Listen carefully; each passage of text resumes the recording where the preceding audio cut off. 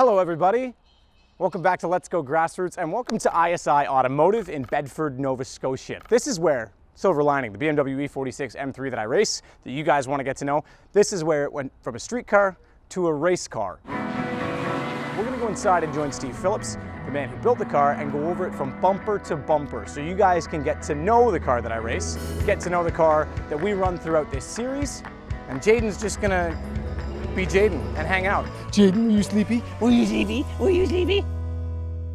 That's ISI currently. This is where ISI used to be.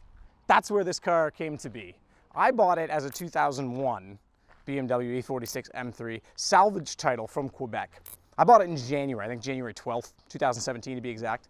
I never saw the car until I walked behind this building. 4 months later, it was done. It was already a race car. Ooh, it is badass, isn't it? My picnic table for lunch tomorrow. I can drive. I mean, I think I can drive. You guys can be the judge of that. I can drive okay, but I am the least mechanical driver in the world. Without Steve, this car wouldn't be what it is. And every time I have an issue, I always consult with him. So Steve stayed late to work on his diff for his car.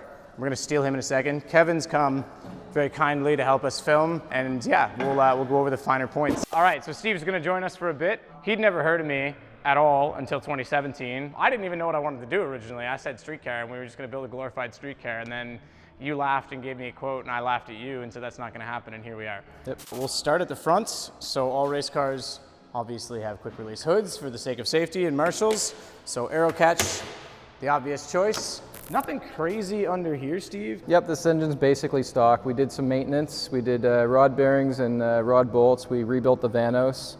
And other than that, the engine is bone stock with an epic tune. You've worked, yeah, just to give more background on that as well, you've worked with TRG, yep. Aston Martin, so Porsches, BMWs, Turner. Speed World Challenge, IMSA, Grand Am, American Le Mans, basically over the last, basically all the 2000s I worked at. Yep. I kind of retired when I opened the shop in 14. Fair enough. Retired from racing into this world, yeah, where you had the luxury of building the most famous race car you've ever worked on, yeah. Obviously. Yeah.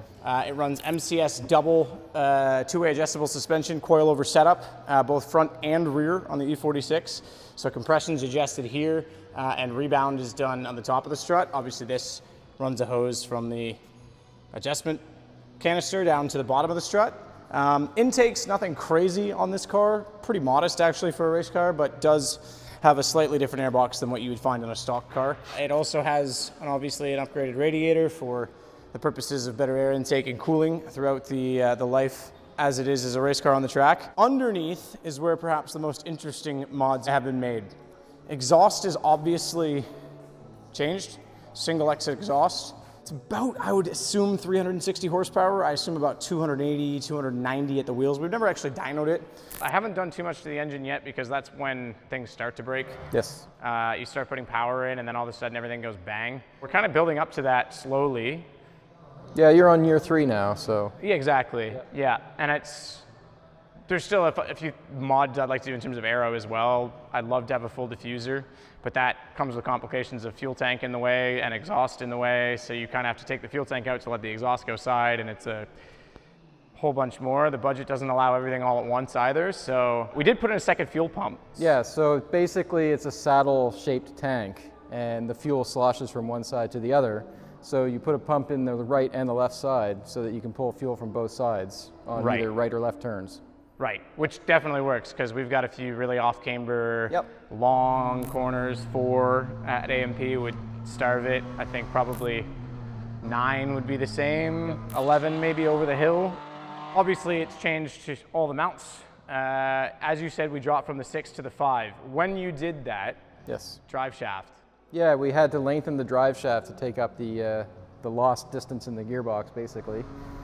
Also, this car has a Tilton race clutch, a 5.5-inch twin disc clutch with a steel flywheel.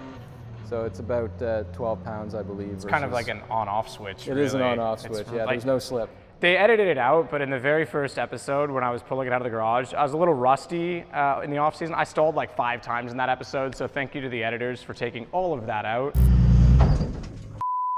They're really, really light though, as you say, and the no flywheel, when it's idling, you can hear it rattling. Yes. The reason, by the way, you switch from a 6-speed to a 5-speed box is 6 is just overdrive. It is, yep. And it's a lot of weight. It's a good 30-pound difference, I would say. Yeah. Yeah, it's worth the swap. We went with, or I guess I went with, a 3.91 differential. That's from the stock 3.63. It's built by Diffs Online with a 35-60 ratio. It handles extremely well, has great power delivery, and it's built like an absolute tank. 3.91 suits our track very well. A lot of people go 410, but we're pretty happy with it. The most recent modification, obviously, in putting on the brake kit, you guys heard about it in the first race episode. Lots of problems with the ABS. We now went from the original MK to the MK60. The MK20 lived over in this compartment here, and it had a pre-charge pump that sent fluid over, and all the wiring came out of there. So we had to reroute all the lines over to this corner and then rewire everything into this corner as well. So it's a faster, smarter computer, and it should react a little bit better. I'm not reacting as well to it yet. I'm still learning the braking. I've never had brakes that will lock up before, so I've kind of just been like the lazy driver that hammers on them and they do the rest. Obviously, the biggest change in the front end is aesthetic, but it's not just for looks that we have the canards, that we have the splitter. Both of those do a massive amount in helping the car handle. You went with the standard BMW kit, I think, that every club racer runs. BMW CCA was kind of one of the motivations for the car, so we kind of copied their rule set basically and used stuff that would give you the ability to run everywhere without being illegal, I guess. In terms of where I sit, Momo wheel, and it's a 320 wheel. I like a small steering wheel. I always have since karting. A lot of the people that I drive with find that it is too close to the roll bar, and that's something that I could cut some of the roll bar padding out, but I don't notice it as much. I lower the wheel as much as possible and pull it forward, and I tend to hold in a way that doesn't get caught up, but some of my co-drivers have mentioned it. Radio box, we basically run a Motorola radio kit that goes inside there and then hooks up to the push-to-talk button on my steering wheel. We'll climb in. This is my office. Really, it is, in a lot of ways. The OMP HDER seat, a lot of people find them snug. I find in the midsection it's a bit loose. Steve switched to a Sparco this year in his car that looks a little better, but until this guy expires, this is what I'm running. The Schroth Hanslock Enduro belts that go over the top, if I can find it, and lock nicely onto my Hans device. It's a 6-point harness, so I don't have anything directly on my nuts, but on either side of them. New to this week, and just added by Steve, we have, I'm not very good with it yet, we have a steering wheel hook.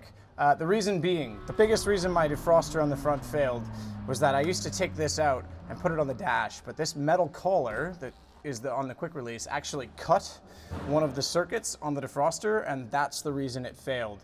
So we've now got a steering wheel hook to make sure that I don't do that again. CAE shifter, this was one of my choices. Saw it in a video in the Nürburgring. Thought it looked amazing. Super quick. Super easy, as you guys have seen. And it's very accurate, very direct. Spring loaded, returns to center. I really like it. It's fun, if anything, but also extremely accurate and makes some of the shifts, especially on the bumps at AMP, a lot more manageable. They're in at least 4 cars now that we've had a hand in, yeah. They're excellent. They really are. The most direct, easiest shifter I've ever used. Dash is stock. I haven't elected to do anything to that yet. Eventually, someday, I'll have a full data system in here. Likewise, these don't do anything as of yet, but we could perhaps add something onto those circuits. Lap timers here.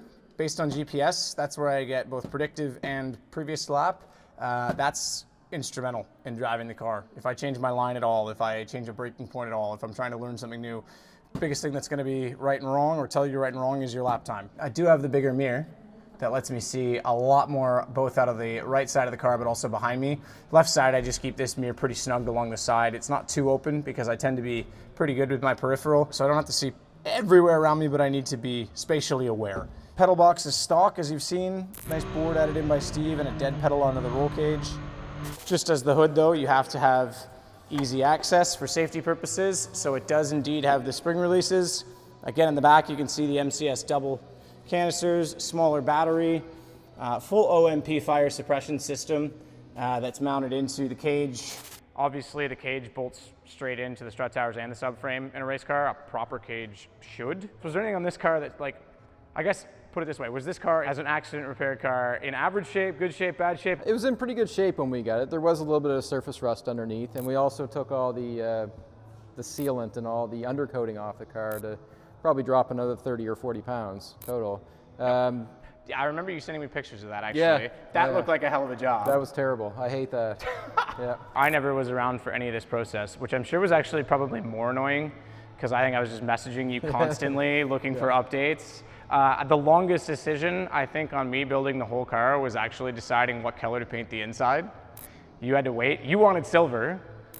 You wanted the outside, it would have been good, yeah. Yep. The white's fine too. I like the white until I realized how friggin' dirty it gets. It does get dirty. You actually cleaned this thing by taking the seat out and everything before the last race, and unfortunately, it doesn't look that way right now. But it lasts about one race. Yeah, exactly.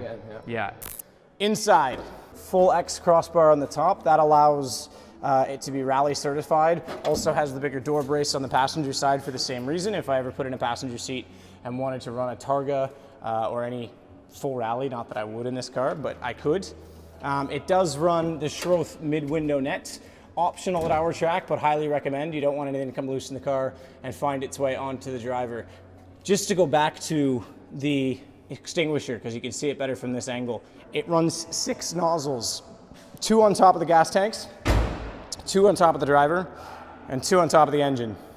So it is the full suppression system. You added a fire extinguisher pull cord that's accessible to marshals. Yes. Obviously, the standard position is in the center console. They like to have one accessible from the outside. It makes it a little easier for marshals to lean in, and they can see it pretty easily too from the outside. And there is the kill switch.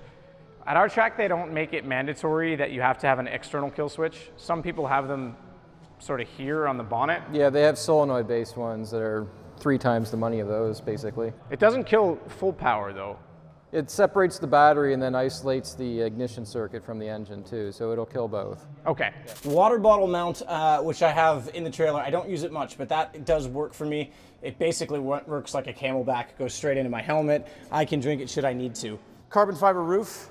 Most E46s do come with a sunroof. Pretty rare if you find one without one, actually, the M3 especially.